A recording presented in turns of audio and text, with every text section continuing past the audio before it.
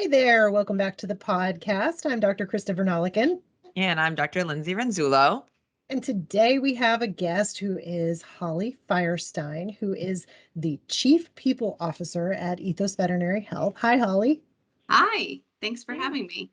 Yeah, so why don't we start out with actually who you are and what you do in this organization, and we'll let the conversation go from there. Sure. So my background is really spent a lot of time in human health care, so about 25 years in human health care before coming to Ethos. And really educationally, I have a bachelor's degree in industrial psychology, which is really just kind of a fancy way of saying you study the behavior of people within organizations and the impact of that behavior on both the people and the organization. And then I was one of those people who decided to go back to school for more education, kind of mid-career. So in my mid to late 40s, I went back to school on the weekends for a couple of years, got an executive MBA. And so I look at the chief people officer role as one that is really designed to marry the people needs and wants and outcomes and the business needs, wants and outcomes. And so that's really what I do, is try and understand as best I can what our people want and what our business wants and how to marry those two things together. Well, I could just say that, March being, Women's History Month and being, yesterday being the International Day of the Woman, having women in these roles, especially in a STEM field, is something that is so important and is so essential to sort of continue on, giving the women the empower that they need to sort of help all of these different careers sort of move forward. And so, being in a field that's I guess a STEM related field, do you feel as though it was a challenge for you to sort of get into where you are right now today?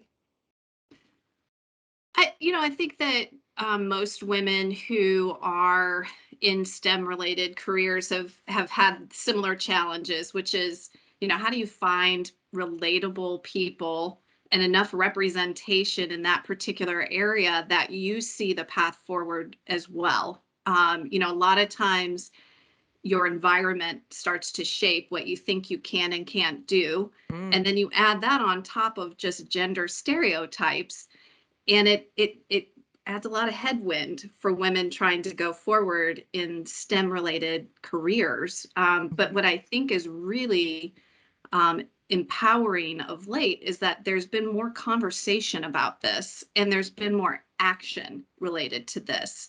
And so for me, I'm kind of a risk taker, and I like to disrupt things that are kind of traditional. And so for me, this is something that I'm like, okay, well, nobody's going to tell me I can't do something that I feel like I want to do. And if I can't find the relatable people and enough representation, then maybe my path is to start providing that down to others in the future. So maybe you are the one that's kind of cutting that trail versus following the trail that's already been laid for you.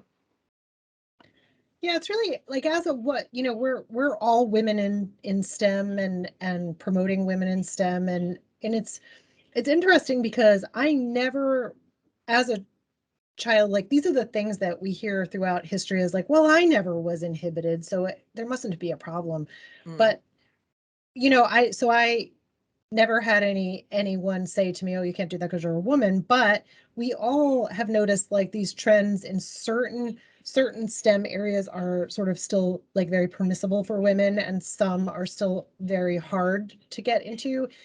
So I wonder sometimes what goes into that. You look back at, any vet school, and you look at the little pictures they have as the graduating years go on, and there was, majority of all men. It was very rare to see like a female. And as you move on through the decades, you see more and more females, and now it's a primarily female profession. And so, I think having females or women sort of, take over or be a much more dominant role in veterinary medicine is interesting. But I agree with you. I think STEM in general still, even though they are talking about it more and people are much more aware, is, a male-driven type of field. Holly, what do you see in terms of like stats? Like, you're seeing, what the makeup of the organization is, and what, what is it right now in our organization, which covers multiple generations? Do you know what the ratio is, male to female, and that kind of thing? I do, and I'm really proud to say these stats and share these with you. At this time, as of yesterday, we were 89% female. Wow. In That's the entire company, incredible. or the In vets? the entire Entire company. company, 89%. And then when I look at the hospitals, and I look at the hospital directors, the medical directors, the service managers, um, very much majority female in those leadership positions. When I look at the regional level, again, female in that leadership. So from a majority standpoint, we have a lot of female leadership at Ethos, and really, what my goal and intention is really to start to build this strong core of women to come together to then start to connect into those younger generations and help them start to see the paths that are out there for them, that maybe they may be thinking in gender norms, perspectives, that we can kind of open their eyes to say, listen, you know, it doesn't have to be this. It can be this. And let me show you someone who comes from a similar background to you, that has, faced similar barriers. And let's put them together with you from a mentorship perspective, a coaching perspective, to say, listen, you're going to go through struggles. We've been through them. Let us help you now navigate, how do you start to make those same types of things if that's truly your desire. Sometimes I think it's just, as simple as starting to give people permission to open their minds to think that way, because depending on, how they think about themselves, their level of self-confidence, their backgrounds, et cetera, they may not even think that this is a possibility. And so I take it very seriously that as women leaders and women in STEM, we really have a responsibility to start to open those doors for other people and help them see that you're not thinking about this, but I see this in you. You may not see this in you, but I do. And that's just such a powerful conversation, and really important, for us to continue to build this strong pipeline at Ethos, but beyond Ethos, of women who can achieve these things, and we have a responsibility to help them, in my opinion. Yeah, I mean, that's been a bit of the huge conversation, I think, in the field is, well, what we had been seeing. So, I mean, I graduated from vet school 20 years ago, and my veterinary class was 80% women.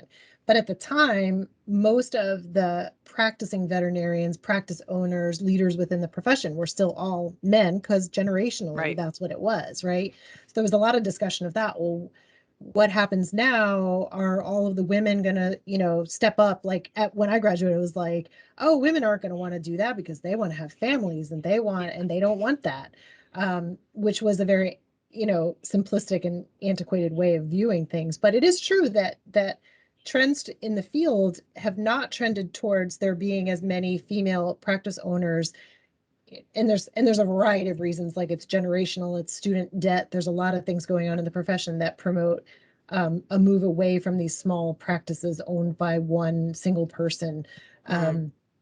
But yeah, I mean, the leadership of different hospitals, including ours, has changed over the years, such that it used to be that the leaders were all men, and then these, new young veterinarians were all women, and that has changed. Our hospital is almost entirely led by women, I'm proud to say, Lindsay. Yeah, I mean, it's interesting though, isn't it? I mean, to say though, in the veterinary field, I mean, not that you want to necessarily have a hospital or organization that's only female or only women that are running it, right? But it's interesting to see how that percentages has changed as the years have gone on. In the executive roles at Ethos, Holly, would you say though there's still more of an even split in that top tier level? Like, would you sort of say that reflects the same way of what's going on in society, or no? I think it reflects what's going on in society, but I think Yep. that it shows that there's still a lot of work to be done. Mm-hmm. So in my former company, I was the first female officer, the first chief people officer. At Ethos, I'm the second female officer, first chief people officer.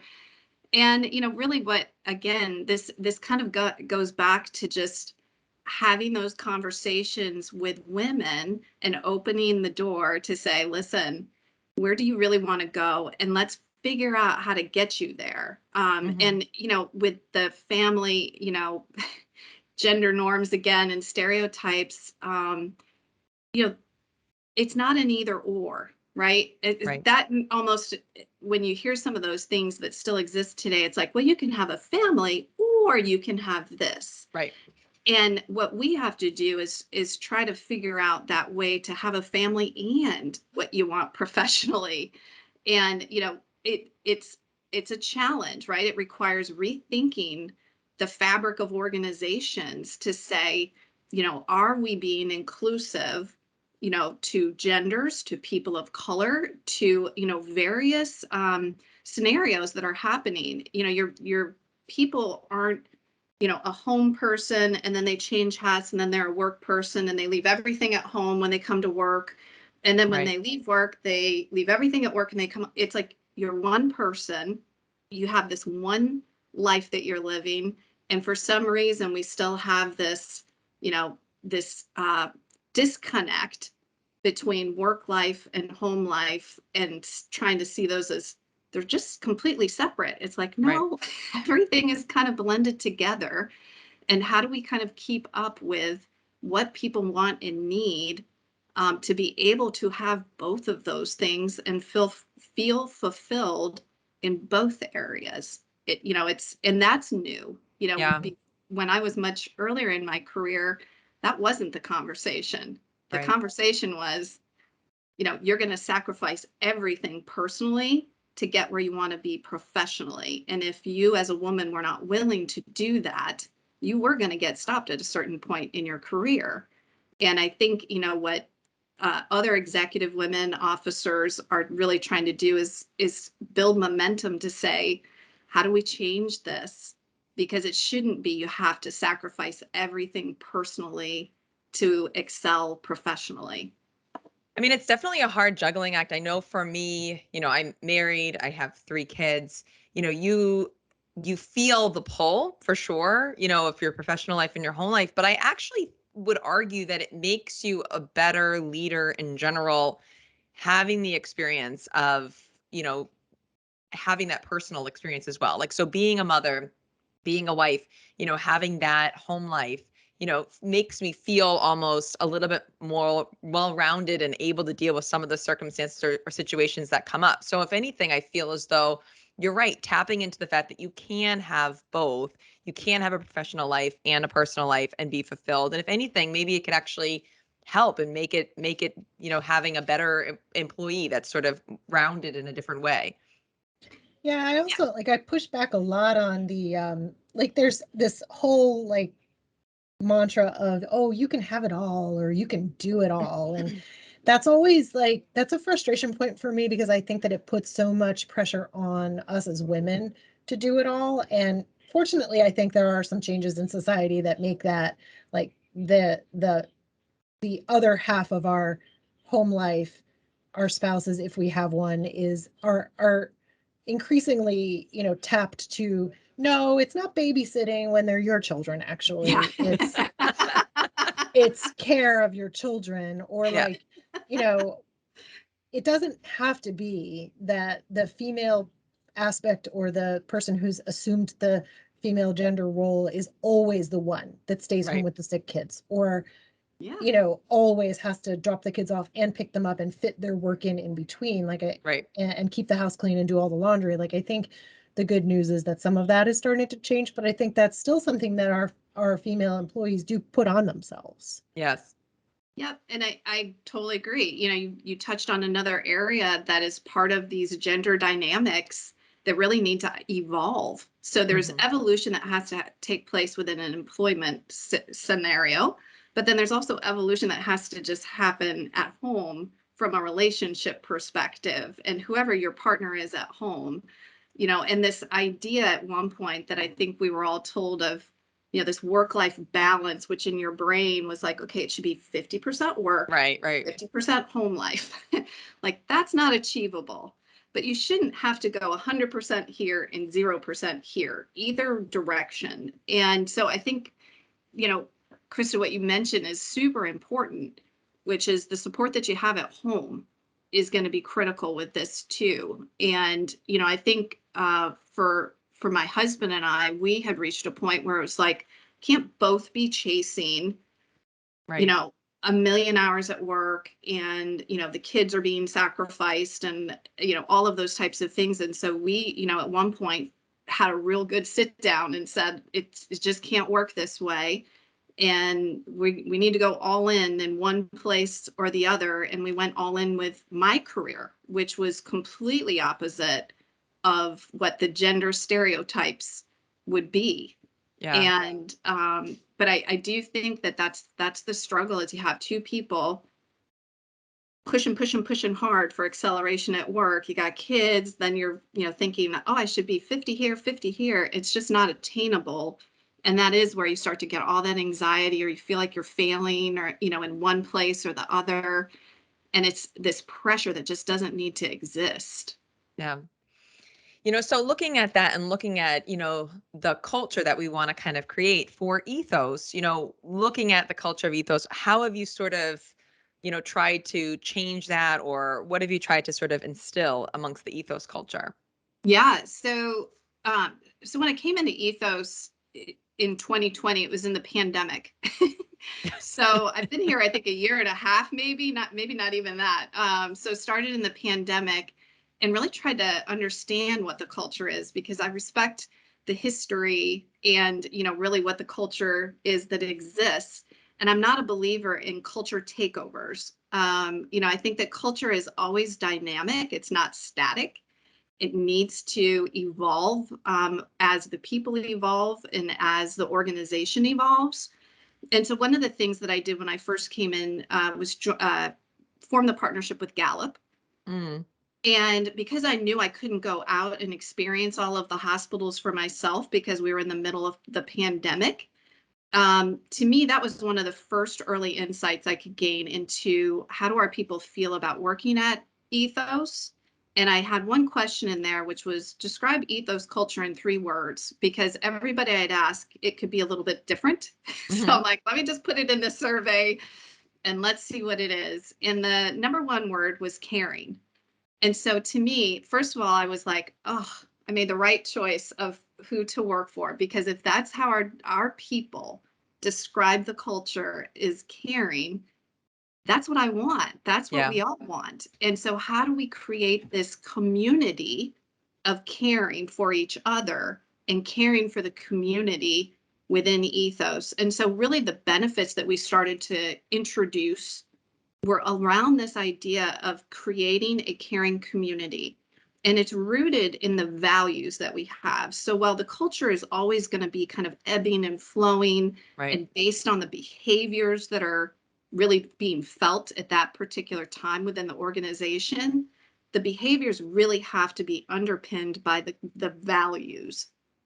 So where I really focus is how are our values showing up behaviorally within the hospitals, because I know that that's what's going to form the culture. So Mm-hmm. I don't focus as much on our culture needs to be X. It's more of what are the behaviors that we're seeing that impact how people feel and experience the culture. And it should feel unique at each location, right? It's kind of Right. like neighborhoods, right? Each neighborhood has its own little feel. And that's good. And that should be respected. Yeah. But the behaviors should be really pretty consistent throughout the organization, because that's what's the DNA of Ethos. So, like the community fund, we formed that. We gave out about $20,000 in emergency funding last year. We were in the middle of the pandemic, so we took out waiting periods for health insurance, tripled the size of the social work team. We've formed employee resource groups to start building additional communities within Ethos. So we Mm-hmm. introduced the Pride employee resource group. We recently introduced a people of color employee resource group, soon to be this topic. we'll be forming a women's leadership group where, I'm hopeful that we can just really start to bring that community of women together and, not only have tenured leaders, but also say, I'm not in leadership today, but I really would like to be. And I really want to have visibility and exposure to women who are in those positions that, I can start to network with and learn from so I can get to where they are, because that's really what my ultimate goal is. What do you think the big, so you have all these things, these are so exciting, these Yeah, they are initiatives that exciting. you launched, and they're not all, it's not like they're all done yet, right? They're all a work in progress, but do you have other things that are on your big hairy goal list that you're like, this is the thing that if I could achieve this for Ethos, it would be amazing?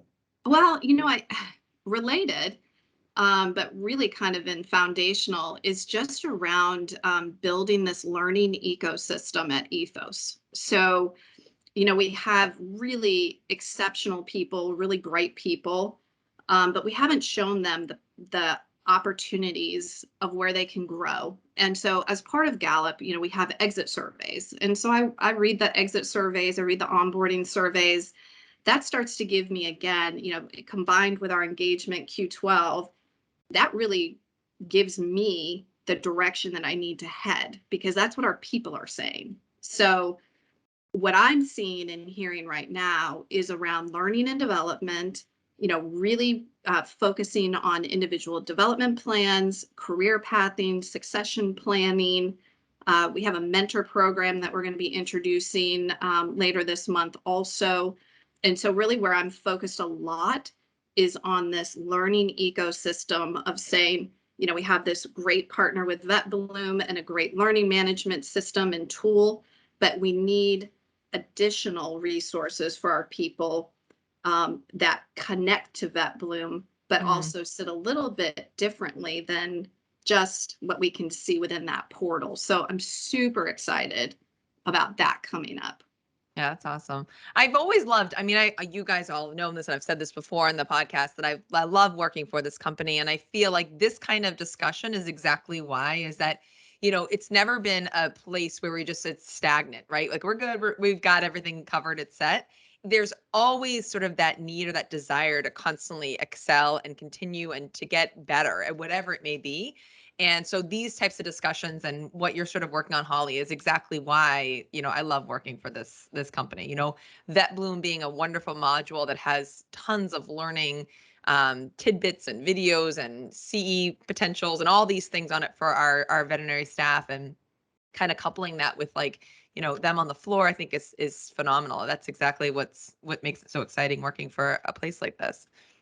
Yeah, it's really exciting. A lot of the things that you're talking about too, it sort of just, it helps to formalize things sometimes. Cause I think about the way that Lindsay and I both came to leadership. And, for me, it was just I just kept making all these little handouts for clients and kind of doing some stuff that showed that I kind of wanted to do more.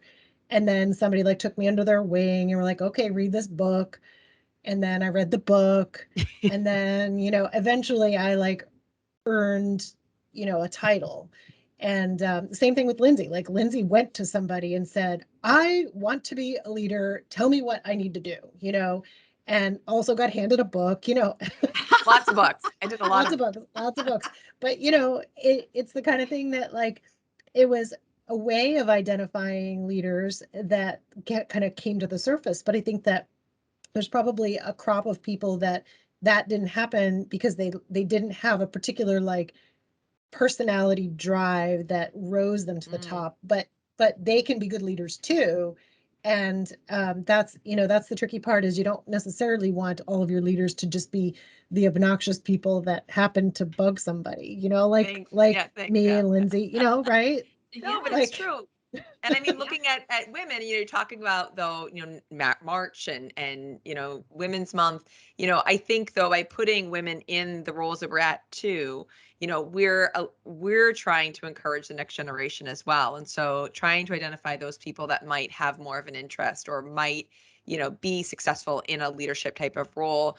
having somebody that's already in that role as a woman, I think is inspiring. Looking up at you, Holly, on the exec board, I love seeing that. That makes me happy, right? That makes me feel really good about this company, and that, I wish we could do the same thing for all of those girls. I love taking, we haven't because of COVID recently, but taking those small Girl Scout troops on a tour around the hospital, makes me feel really good at thinking that these are, the next generation of kids that are looking up at who are, sort of the leaders in the hospital, who is taking care of the animals, who are taking care of the hospital, and knowing that they can, do those, can achieve those roles is inspiring. Yeah. And I think it's so important that, our leaders, are talent spotters, because not everybody does have the self-confidence to raise their hand or say something. And so we have to really be that talent spotter. And I've never really thought leadership from a title perspective, right? There are leaders Right. throughout our organization right now that do not have a leadership title. Yep. And that's the future, right?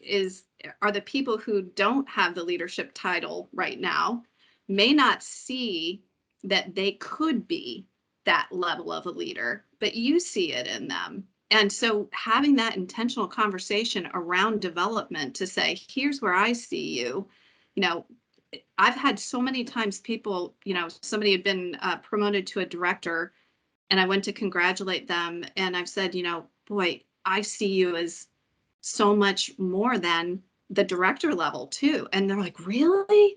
You Yeah. do? Like, they're just so thrilled to reach that. And so I think, thinking about leadership in title helps us to be able to have maybe decision making and some power to be able to make some of those things. But I definitely think that we have just so many leaders that are coming in the future that exist today that either don't see themselves as future leaders or think they want to be it, but they just don't even know where to start. Yeah. And what you mentioned with the Girl Scouts, I think that's the important part, is reaching as young as possible. you know, um, it's not too soon to start having those conversations with women. I have a 14-year-old who right now is, kind of in those times of figuring out what does she want to do and where will she apply to school down the road. And, I think that's a critical time for us as women leaders, is we should be talking to high schoolers, grade schoolers, as they're really forming their ideas and their what they think is possible for them from either what they've thought in their mind or what they've not seen a Right. woman doing before. Right. I do think there is a subliminal message, right? And it's very apparent to me now as a mom, sort of looking at what my kids are seeing. But there are subliminal messages out there when you see or you're watching movies, right? And you're seeing men in certain roles consistently, right? And just recently there was a movie that just Matt and I watched because it's not really age appropriate, but it was that Don't Look Up movie.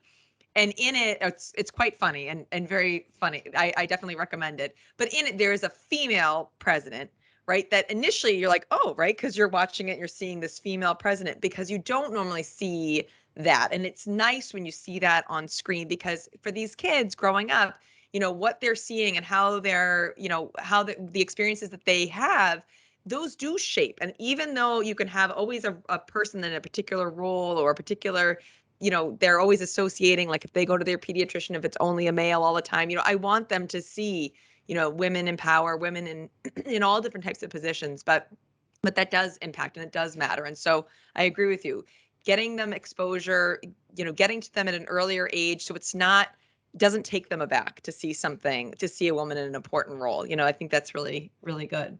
Yeah, and it doesn't feel like a change. Yes. All along I've been told I could do this and this is what I should do, and now I've got to change. And Yeah. that alone starts to scare people. And so you've just got to, kind of, I think, get those that self-confidence built, and empowerment for women at the youngest age possible. So they do start to, kind of think without limits and Yeah. see that, listen, I don't have to go this career path. And then for me to change, that's just too much work. So I'll just let it go and I'll just Right. work this life that I don't really want to work my entire career. That's Right. a miserable life. So Yeah, it hopefully is we so do it much earlier. about, right, like role models too, right? Right. Like that's, when I think about my past, like I never thought, oh, I can't do that. My mom was in science and is in science and worked, and always, whatever you want to do, go do that. My dad was actually in arts, so like I didn't go that path. I went the science path, but I never thought that that was any sort of a limit. And I feel like my kids are the same way. Like both of their parents are in science, and that's just a career path. One of them maybe wants to be an artist, and my husband is having a lot of trouble with that, but whatever. And so they don't view that as like any sort of a gendered kind of thing. And I love that, but then there are not always kids that have those role models necessarily. And so where do they get those role models? It's Right. us, really, right? It's like them coming Yeah. into the veterinary visit and seeing their female veterinarian or seeing their female physician and all of that. Yeah. Holly, This is what is your favorite part about working for Ethos so far? Oh my gosh, right. It's the people. I live for the people. So I mean that, but I will say, as I have gotten out, when we've had little breaks in COVID where it's been safe for me to go into a hospital here and there, the patients, right? Like very just can't. cute. Yeah, I was out in California at one of our hospitals, North County, and there was a puppy that was there that was just adorable. And I'm always like, "Is it okay if I pet this puppy?" And sure, sure, sure.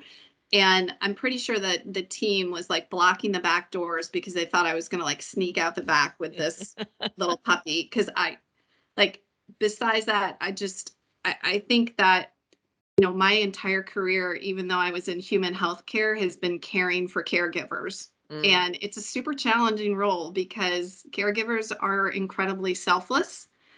And so they think patient first, me second. Yeah. And so, I love caring for people who care for others and trying to help them, see this balance of the more you take care of yourself, the better you take care of yourself, the better you can take care of those patients. And so I feel like Ethos has been really receptive to, kind of going down that road of saying, yes, I want you focused on patients and we love the patients, but you got to focus on yourself and your own well-being at the same time. And so I love both the people and the patients, definitely people a little more. But Well, we really want to thank you for joining us today. And we want to wish you all a happy and informative Women's History Month. If you want more information on Ethos Careers, you can go to ethosvet.com/careers and follow Ethos on social media and LinkedIn. And we also want to thank our sponsor, Ethos Veterinary Health. Remember to rate us on your favorite podcast app, and you can find the video version of our episode on Ethos Veterinary Health YouTube channel. Thanks for listening. I'm Lindsay Renzullo. And I'm Christopher Vernaleken. Bye. Bye, everyone.